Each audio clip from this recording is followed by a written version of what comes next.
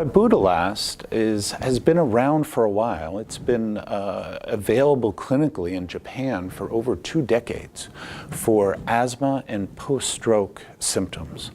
And so its safety profile is well understood. In laboratory studies, it was found to be an anti-inflammatory, and that led to a phase 2 trial in relapsing MS, looking to see if ibudilast therapy reduced the development of new lesions on MRI, new T2 lesions and new gadolinium-enhancing lesions. That trial was rather disappointing in that it did not decrease the development of new lesions on MRI. But what they did find is that it slowed the progression of brain atrophy, and it did it in a dose-dependent fashion. This was indeed the first therapy that has been evaluated in MS where there has been a reduction in brain atrophy without any effect on the development of lesions. Now, this was in relapsing MS.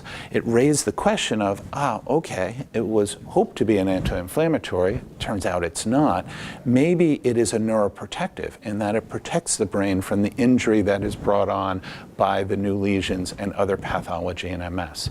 That is what then led to the idea of, maybe we should study it in progressive MS and look for whether it has neuroprotective properties as measured by whole brain atrophy. We also looked at other advanced imaging measures like diffusion tensor imaging, magnetization transfer imaging, and OCT and cortical atrophy to see if other biomarkers might help us gain insight into what ibudilast is doing.